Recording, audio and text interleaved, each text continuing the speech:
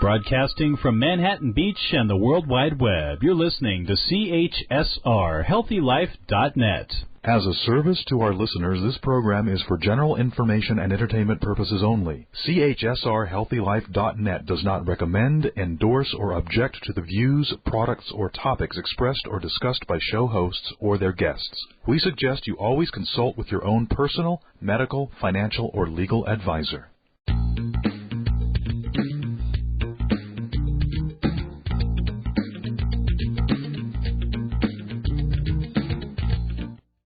Welcome, Relax Radio listeners. I'm your host, Dan Reardon, with co-host Dr. Krista Bhatta. Krista is the founder of the Relax.org app, and I'm the president of the Relax.org app company.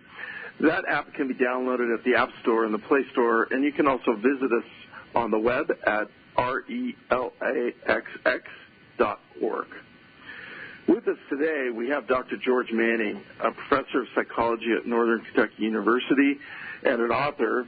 And welcome, George. We're really excited to have you on the show today. I'm happy to be here. Great. Well, I'm excited about this discussion. I think we're going to have a lot of fun in some of our pre-talks. We've explored a lot of different topics, and I think this interview could go on a lot longer than the time allotted, so we'll dive in. George, with that, let's dive right in. And, I'm going to ask you a broad question to begin with, but, what ways do we live our lives? Big question, fun answer, I'm sure. Fun answer, for sure. I read this in a book called Sutton by J.R. Moehringer, a young author, very unique writing style. And Willie Sutton, the bank robber, said, we live our lives three ways. One, how we remember them, and two, what we tell others, and three, what really happened. So when I'm talking with somebody and I tell them how I remember it, I hope it's the way it happened, but who knows? Who knows for sure? Yeah, a lot of the history has been rewritten and changed over time, and it's really hard to figure out what's really happened. Yeah. I don't know who said it, but they said whoever wins the wars writes the history books, and they evidenced that with the English defeated Napoleon, so they always said he was 5'2", but the fact of the matter is he was 5'6", which was taller than most Frenchmen at the time, but they wrote the history book, so we all thought he was short and, had a complex for power. Yeah. Well, in today's crazy climate we're all in, this whole world of stress is piling up on all of us, and I know you've written some interesting books and topics around this, and we need tools to dispose of it. What are some things that we can all be doing to help us on the stress front? Well, I think that no one lives a stress-free life, and there's stresses that children have and teens have and young adults and middle adults and older adults, but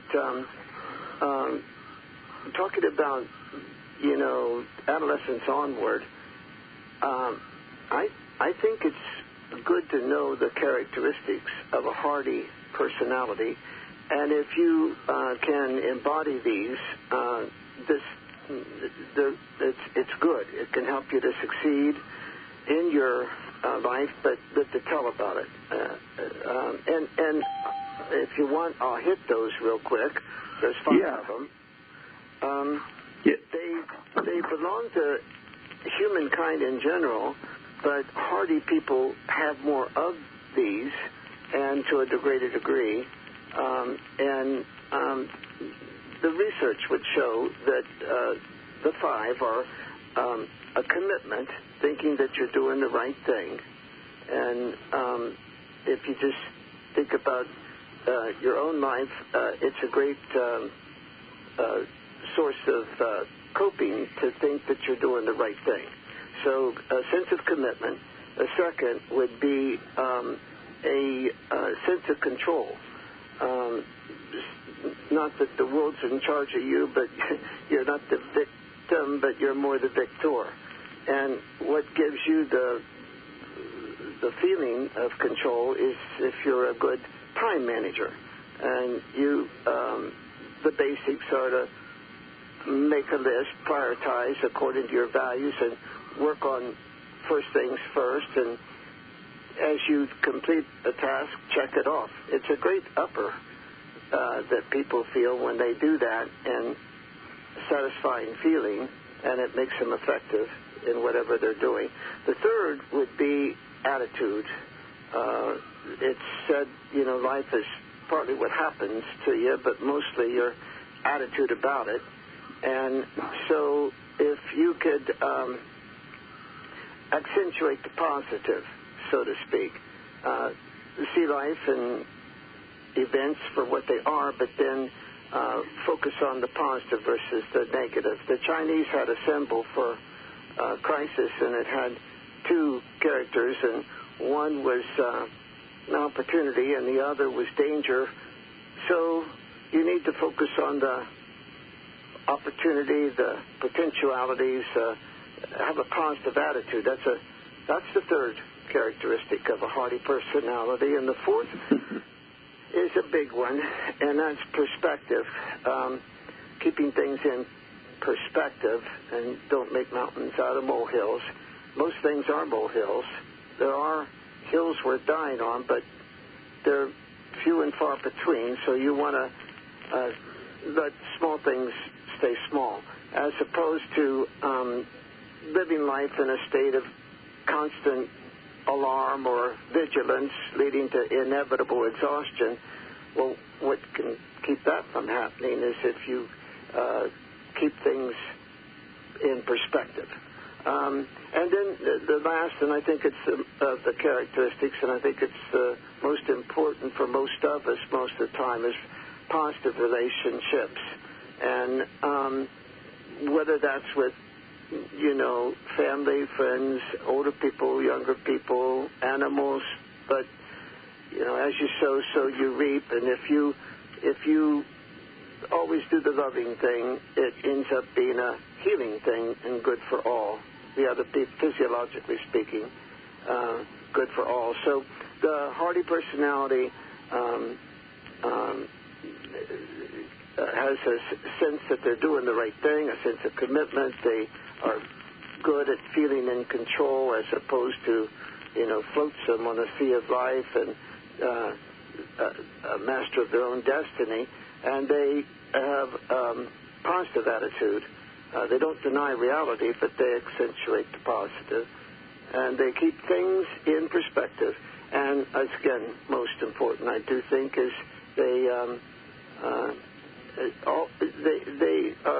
do the loving thing. In any given dilemma, they always will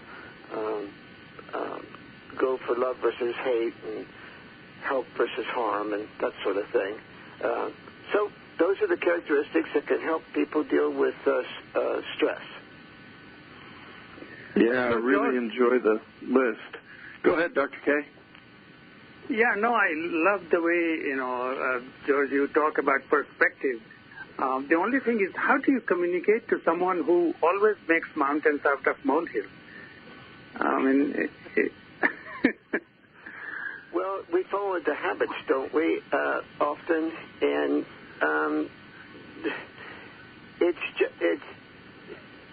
there's a good book that will get people's attention called Is It Worth Dying For?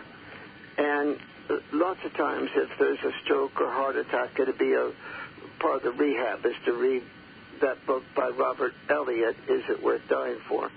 And the bottom line is that you need to let small things stay small. And, you could open the door for somebody to think that way, or you could behave that way and be like a good role model. But basically, it's up to each person to do that and keep things in perspective. Yeah, that's something I think we all run into it. It's a great question, Dr. K, because I know in my travels and in my life, you're constantly running into people that do want to focus on that negative side, and it's something we all have to manage and wind our way through. You know, George, another topic here I wanted to make sure we touched on was you have this interesting insight around the overview of the 3 things that define a human life, and I wanted to make sure we had you share that concept. Dr. Bada would tell us that we're biological beings first and foremost, so that will define most of the factors about our life, male, female, age, and so on. But after that, I think it's one is what we tell ourselves that we believe. And, you know, some people look in the mirror and say, you know, you got your problems, but you're okay. And other people think, oh, you're too this and you're too that. And they're their own worst enemy. So it's what we tell ourselves, the self-talk.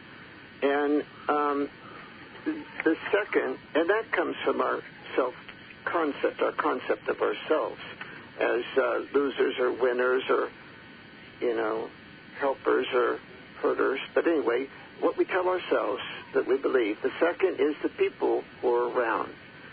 We're social beings, and, you know, all of us have had experience of being around people who would tear us down if they were given a chance, and we've been around people who would lift us up and make our life great if given a chance. And so, to me, it's an IQ test to be around people who will lift you up, make your life great, and be that way for others. And then the third, so the first is what you tell yourself you believe, and the second is your people you're around, and the third is a big one, and that's the books we read. And by extension, other forms of media, you know, kind of garbage in, garbage out. So you can enhance your life or reduce your life heavily by the books you read. So those are good determinants of human lives after basic biology. Yeah, that's good feedback, and I know in particular for me, the books I read has become such an important thing. I was raised with really good habits of reading, and my mom was really fruitful in getting my sister and I to love reading. And now I've really filled my bookcases up with books from deeper history and lots of interesting insight, and it's really enriched my whole spectrum of the way I live. So I love that advice. Back to the hardy personality characteristics, a good book that would help in each of those areas. In the caring relationship department, still the best book from an intellectual standpoint on love is The Art of Loving by Erich Fromm. And if you said, is love important to you, most people would say yes, but they probably haven't read that very excellent book, The Art of Loving. In the area of, I mentioned perspective, is it worth dying for?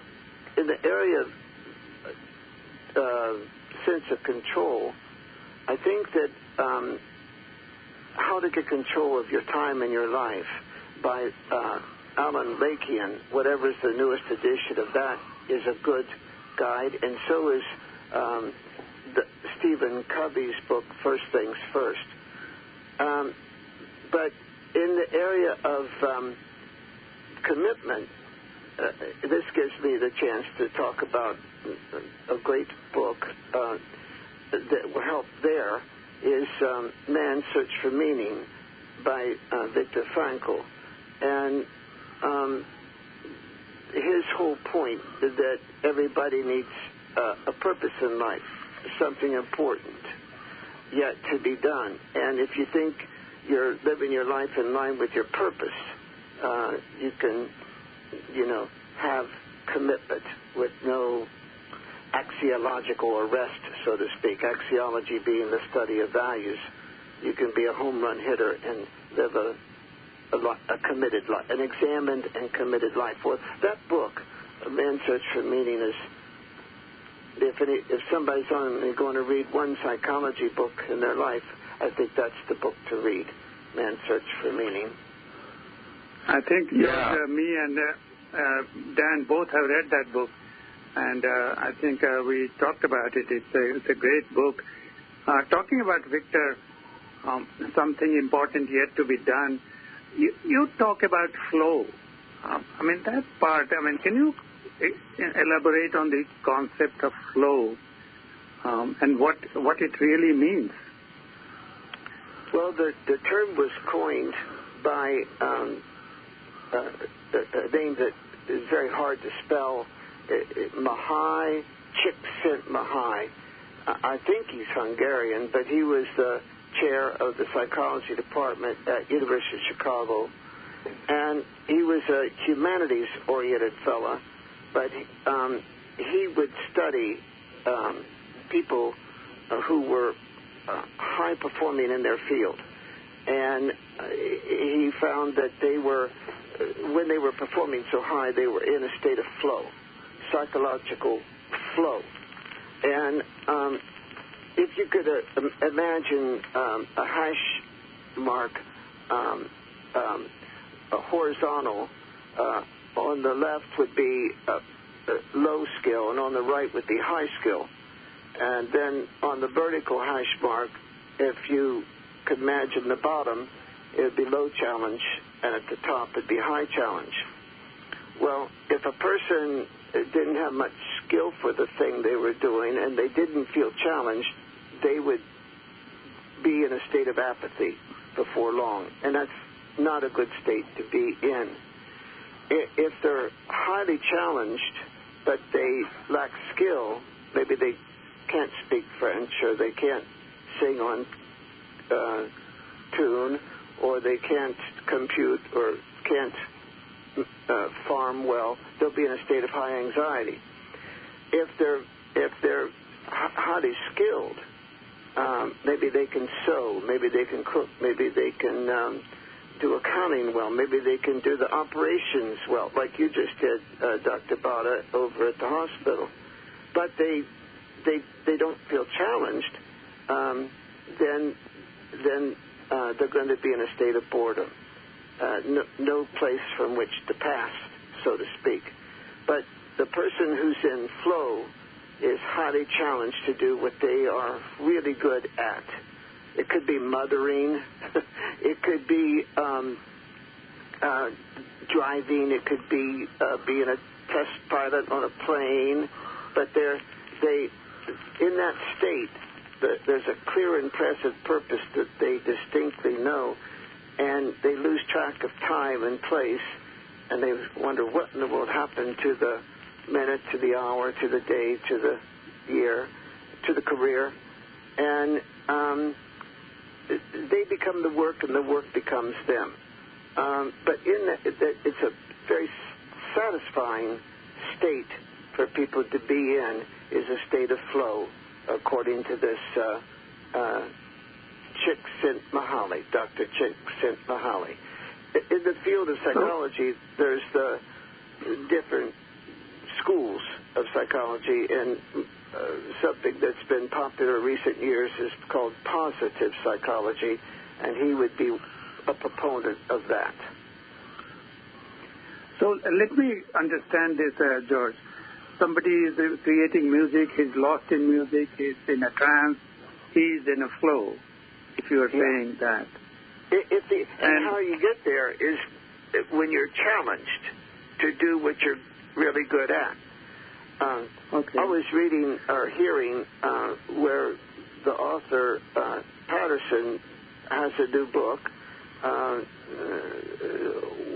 Walk in My Combat Boots, that he thinks it's the best book he ever wrote. He's written so many wonderful books and all that, but I can just bet you that when he feels highly challenged to do what he's really good at doing, which is writing the books, he's in a state of flow.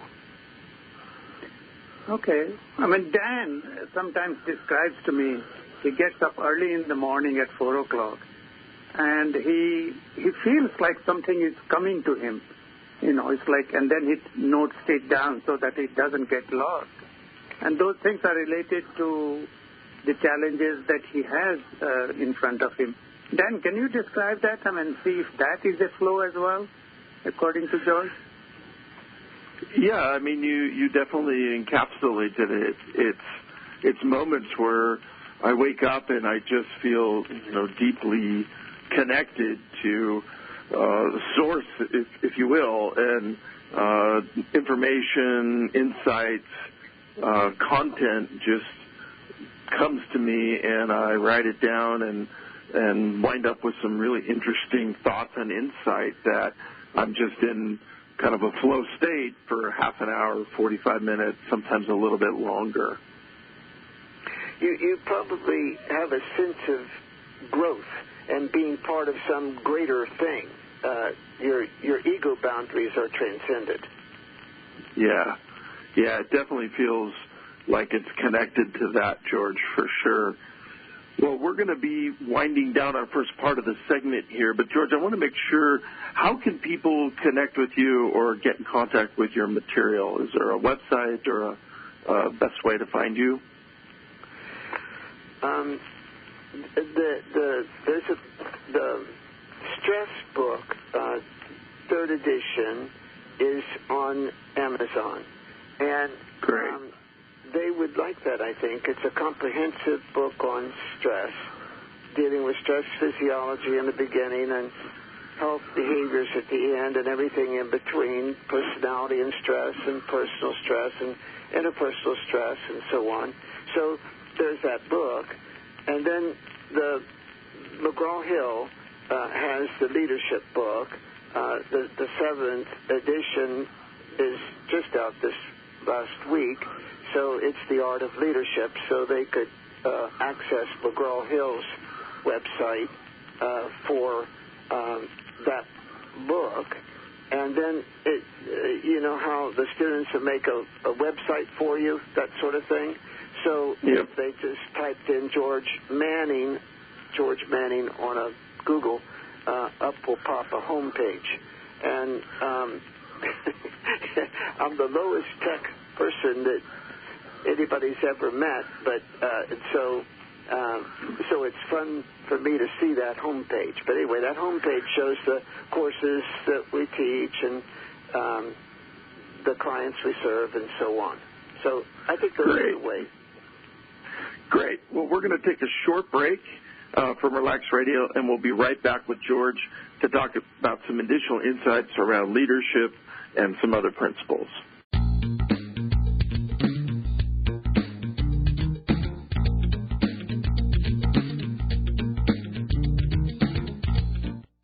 If you want the most compelling, universally available platform in the practicing of meditation, mindfulness, and intermittent silence, then you need to know about the app called Relax.org. That's relax with 2 X's, because when you go to this app, you really do relax. It helps your body, quiets your mind, and connects you to your flame in the world of consciousness. It's always with you, so you can use it any time. Isn't this your time to be peaceful, happy, and prosperous? Find out more at relax.org. If you're looking for unique items at affordable prices, then you should try Dream Product. From apparel to beauty, from shoes to therapeutic relief products, visit HealthyLife.net's advertiser page and click on Dream Products, and maybe your dreams might just come into reality. Imagine living everyday life on purpose. Now imagine yourself easily navigating through life's changes and stress from a soul level. For insights into the journey of the human soul, let Dr. Krishna Bhatta be your guide. His book, Journey from Life to Life, will help you demystify life, death, and everything in between. It gives you clarity on how you can have a successful life and a smooth transition into the world beyond. Who wouldn't want that? Get Journey from Life to Life by Krishna Bhatta, MD, at Amazon.com. You have too little time to shop, so try Farm Fresh to You. They deliver organic food the way nature intended, delivered straight to your home or office, economically. Visit our web advertiser page and click on Farm Fresh to You now.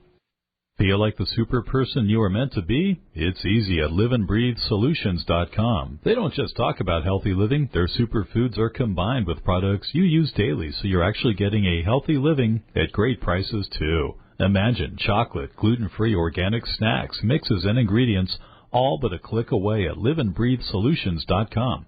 So make life simple to be healthier. Just live and breathe and go to liveandbreathesolutions.com. This is Jack Maher from the band Feed the Kitty. It's important to support the artists you love, and you can do that and get something authentic for yourself. Rock.com has the most coveted licensed merchandise of music, culture, and entertainment. So go to the advertiser page and click on Rock.com now. Make your day start out right. Coffee and tea are what most people need to help start their day. So it's no secret that you want the very best taste. That's where coffeeandchai.com comes in. They're proud to display a variety of coffee and tea from all over the world. They have a wonderful assortment of coffee flavors, and talk about teas. They have all kinds for the body, mind, and soul, which are great to drink any time of day. Visit coffeeandchai.com now. That's coffee, the letter N, chai.com. coffeeandchai.com.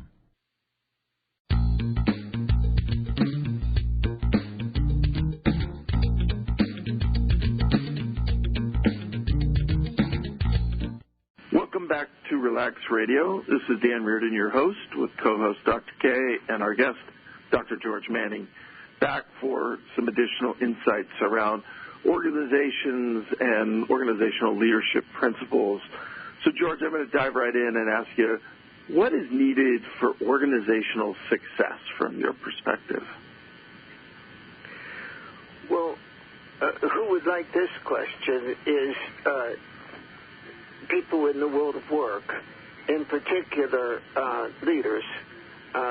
They might be small business owners or very large business executives and so on. But you need to have a vision, and you need skills, and you need incentives, and you need resources, and you need an action plan.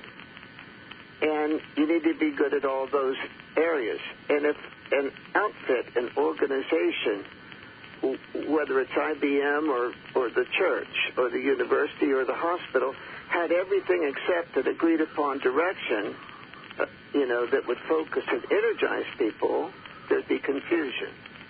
If they had everything but skills, there'd be high anxiety. Can they be successful? The skills could be technical skills or soft skills, communication skills, but without skills you feel high anxiety. If that organization had everything but incentives, there'd be muddling along, gradual change. Incentives could be the marketplace in a free enterprise system, or it could be fear could be an incentive. I always use the example, have you ever slowed down in a speed zone so you wouldn't get a ticket?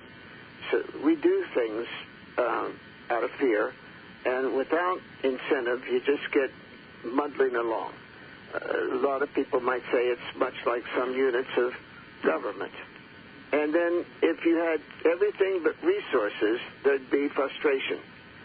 And I don't know if a listener has ever been in an organization that was resource poor. There'd be frustration. And then if you had everything but an action plan, there'd be fits and false starts. So you do need an answer to what's the play, coach? What are we going to do here? But an outfit, any outfit, can have all those to a great degree and still not fulfill their real potential. And that comes from having high morale, the morale of the people. Napoleon was famous for saying that an army's success depends upon its size, experience, equipment, and morale. And morale's worth more than all of the other elements combined. So for organization success, you need high morale. If leaders in the audience will probably say, well, how do you get the morale? The number one thing is you've got to have the right people and the right job. And number two is you've got to lead them right. And when you talk about having people in the right job, whether, no matter who, my job, your job, anybody's job, three questions have to be in the affirmative. One, can they do the job at the deliverable required? Two, do they want to do it? Do they want to give it a personal, professional best? And three, is there a good psychosocial fit? You know, whether it's days, nights, big groups, small groups, Catholics, Protestants, you know, is there a good psychosocial fit? And 2 out of 3 of those is not enough. So if a person's right for a job, they got to be able to do it, want to do it, and be a good psychosocial fit. So that's the way you get morale. And then the leadership part is, if anybody's ever been the victim of a bad boss, they know how important the leader is in terms of their morale. In fact, the research will show that almost 50% of people have, you know, reporting to a leader that they wouldn't want to report to again. So it's a big need is to have good leaders. Yeah, it is something I've experienced a lot over my career, both good and bad leadership, and then being the leader myself in a rapidly expanding company. It really hinges on a lot of the things you said, and really getting our values and our mission and vision statement nailed down, so that as we expanded and we could rally the troops and the morale and everything to scale the company was so vital as the underpinnings of the whole ramp of the whole system of the enterprise. So I like your ladder there of the vision, skills, incentives, resources, action plan. It's really important. When you look at the traits of the best leaders, what do you see, or what have you seen there that really punches out?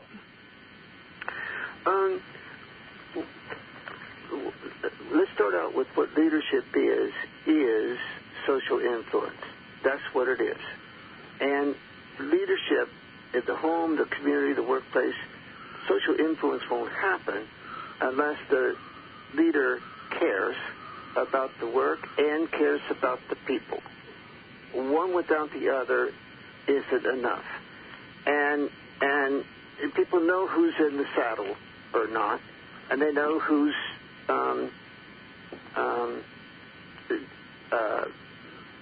unselfish or not. But if a leader, let's say you're the CEO, Dan, and you're our leader, or you're the middle leader, or you're the frontline leader, if you do care about the mission and you do care about the work, then let's look at the qualities that people say they want. After that, and when people are asked, where do you learn to lead, and what do you want in a leader, where they say they learn to lead, first mostly is from experience. They're thrown in the water, expected to sink or swim. The second most cited place is from examples. Ruth did it and it worked, and Ralph did and it didn't work, so they're going to do it the Ruth way. But the third place they learn to lead is from books and school and so on. But the most important question is, what do people say they want in a leader in America? And here's the big three. The number one by far is integrity. And you say, well, what do you mean by integrity? The most used word is honesty. And the boss tells the truth as she or he believes it to be. And if you'll think back to the best leader you ever had, and they pop into your head, no doubt they had integrity. And the second most cited thing that people say they want in a boss is job knowledge. They want them to know how to do the work so they could teach them and solve tough problems. And, so if you'll think about the best leader you ever had, they probably kept job knowledge current.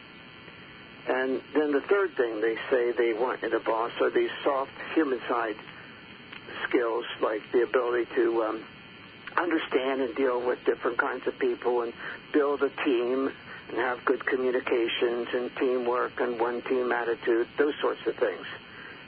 That's third place. Most important is integrity. Second is job knowledge, and then these people-building skills.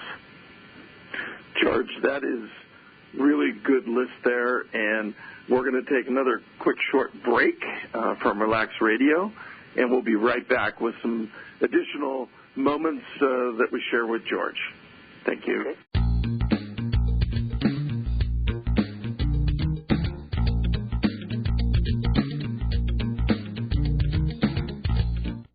Your world is colored with beliefs, values, and illusions, which interpret how you process the signals you receive from others. Now there's a way in which you can quickly learn how to interpret these signals correctly, and without self-sabotaging yourself in the process.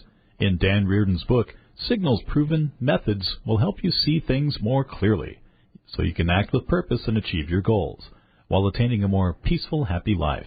Get your copy of Signals by Dan Reardon today at Amazon.com or wherever fine books are sold. This is Jack Maher from the band Feed the Kitty. It's important to support the artists you love, and you can do that and get something authentic for yourself. Rock.com has the most coveted licensed merchandise of music, culture, and entertainment.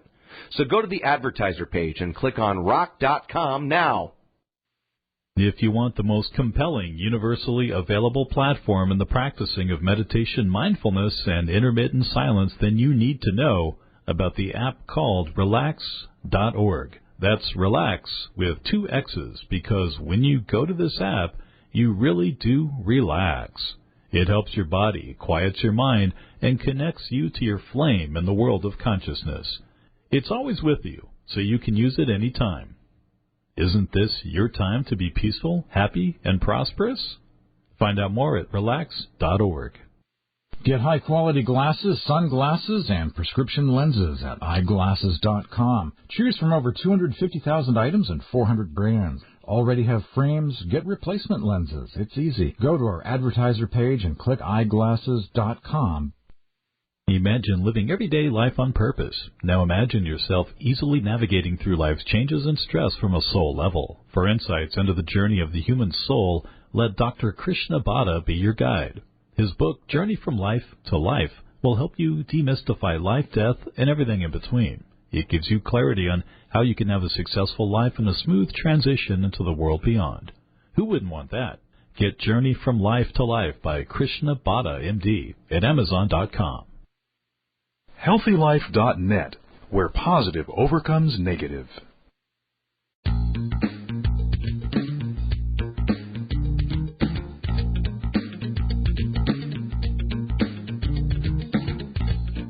Welcome back to Relax Radio. I'm your host, Dan Reardon, with co-host Dr. K, and our guest, Dr. George Manning. In this discussion that we're having, we're going to continue it with a question to kick off this segment. George, what makes a good life? Well, you could imagine that everybody thinks about that, and they've got a pretty good theory that guides them. I'll share what I think. I think you need 3 markers. There's 3 markers. One is good health, physical fitness. A second is social connectedness. And the third is sufficient income. You've got to have sufficient resources.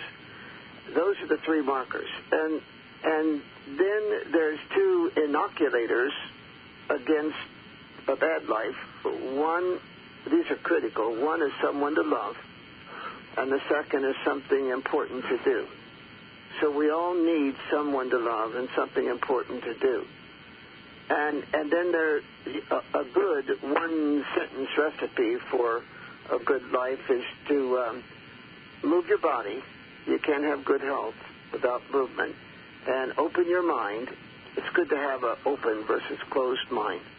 And follow your heart.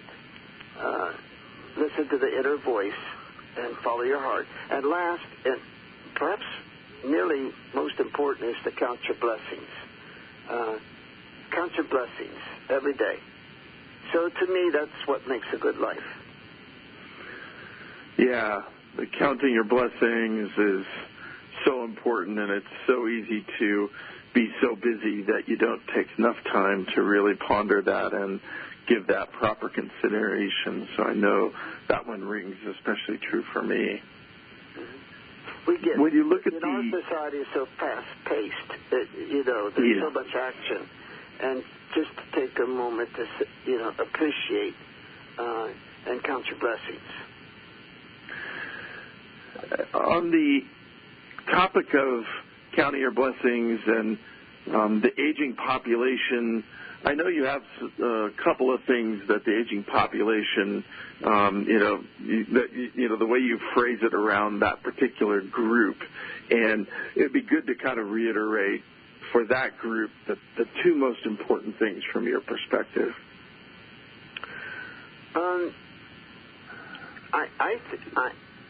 I think peace of mind, once you're an adult, comes from thinking that you're aging at the rate that you want and for the purposes that you want. And I want to use a good example of that our world would know about, very popular figures, that talks about two good aspects of when you get old. Number one is, the situation was Clint Eastwood and Toby Keith were playing golf. And Toby Keith asked Clint Eastwood what was his secret to be so productive. He is a very productive person. And Clint Eastwood said, I get up in the morning and I don't let the old man in. And so Toby Keith went home and he wrote a song, Don't Let the Old Man In.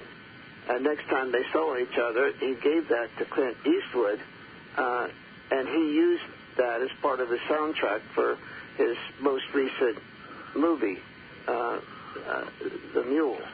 And now Eastwood was 88, and Toby Keith is a much younger man.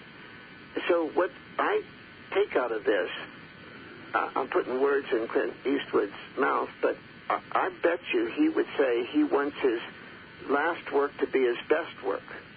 And every time he does work, he wants it to be his best effort, his best product.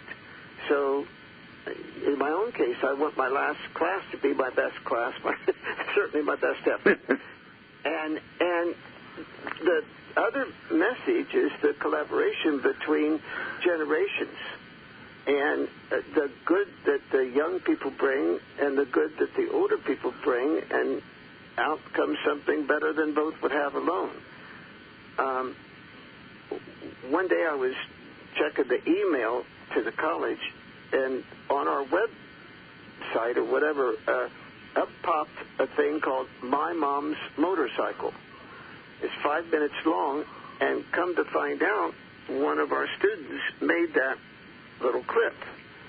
And people could get it on YouTube and such. It's quite good.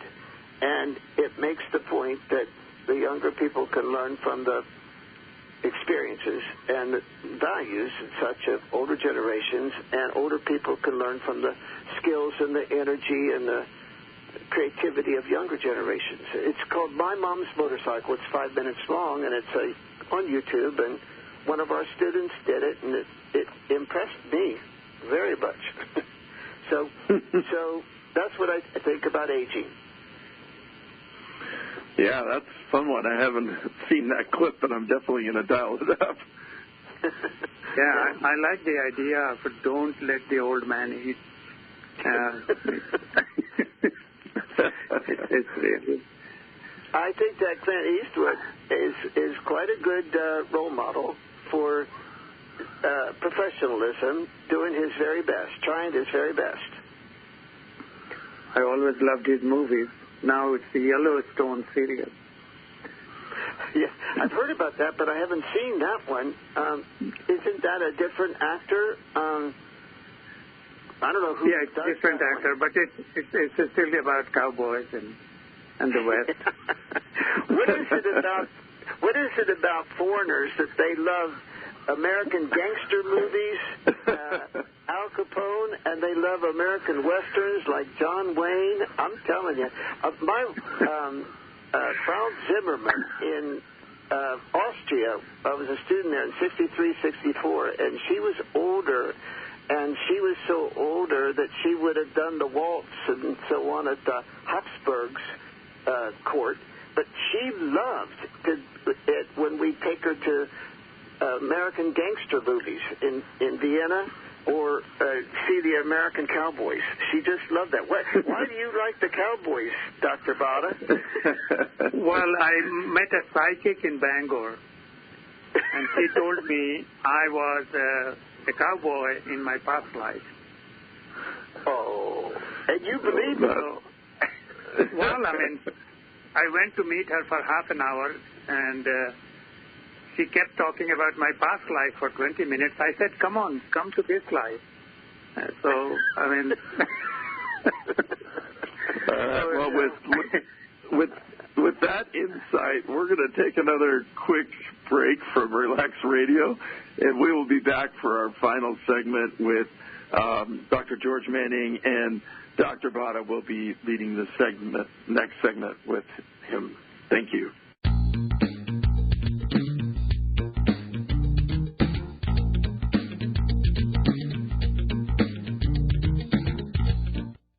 Explore your inner universe with your own portable guru. You'll discover the benefits of intermittent silence, meditation, and mindfulness, which will help you in every area of your life. At relax.org, you'll learn to conserve, channel, and use your energy in constructive ways while helping to keep your body healthy and your mind relaxed. Relax.org is your chance to consistently experience stress-free, purposeful living at its best. Where is this portable guru? At relax.org. That's relax with 2 X's. Feel like the super person you are meant to be? It's easy at liveandbreathesolutions.com. They don't just talk about healthy living. Their superfoods are combined with products you use daily, so you're actually getting a healthy living at great prices, too. Imagine chocolate, gluten-free organic snacks, mixes, and ingredients, all but a click away at liveandbreathesolutions.com. So make life simple to be healthier. Just live and breathe and go to liveandbreathesolutions.com.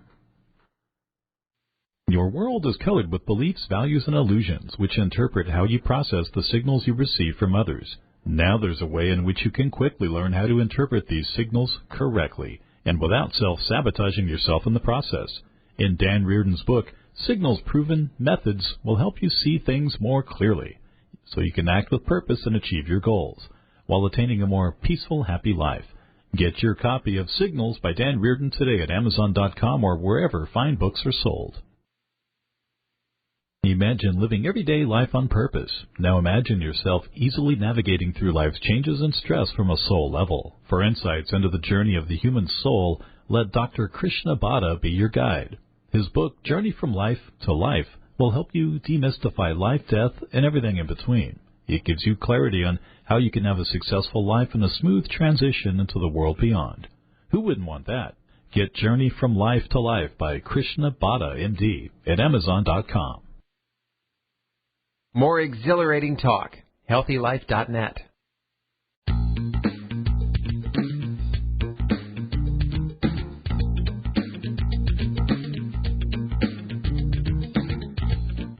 Welcome back to Relax Radio. And I'm with Dan today. This is Dr. K or Dr. Krishna or Dr. Bada. You can call me any of those.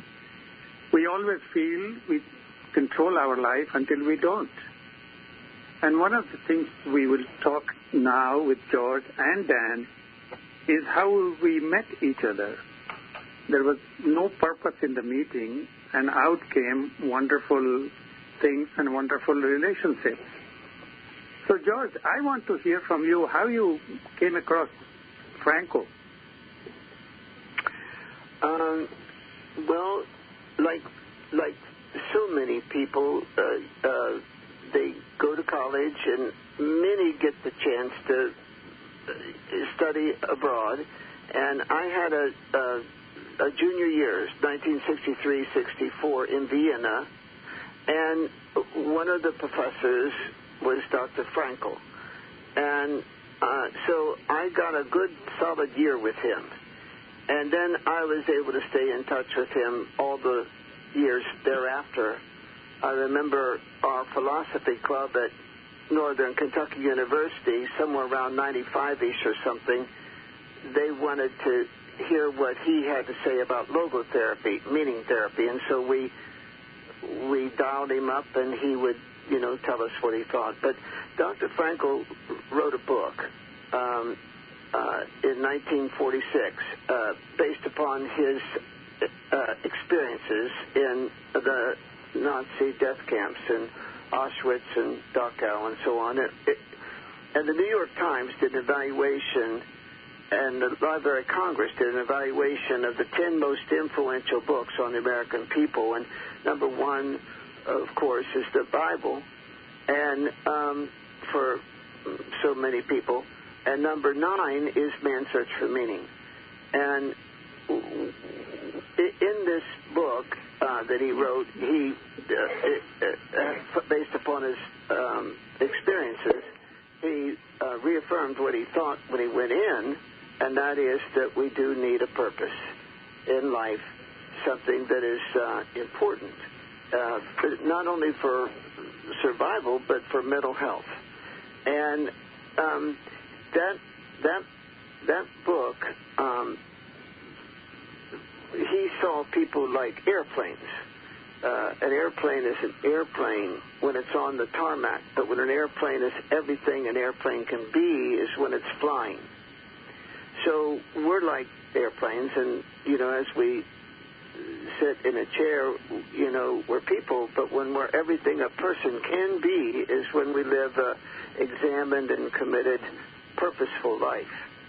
And what impressed me about Dr. Frankel was he was at University of Vienna at the Polyclinic, and he was a professor of neurology, a physician. He would meet 3 patients at the beginning of the semester, and we as students would be there, and he would develop rapport with the patients to the point that he could turn around and say to us, the young people, here's what I'm doing, and here's what I'm doing. But what he was doing was helping each patient to have a purpose in life, a reason. You can endure any what if you just know why. And one person, it may be their work, another person, it may be their family. But I thought as a student that what was great was he lectured and he talked, but more important, he would demonstrate his theories and without a net, so to speak. And I thought, well, what if this doesn't work out? His interactions with the patients. And it made a big impression upon me that, one, his theories made such good sense, and 2, that he was a teacher who taught without a net.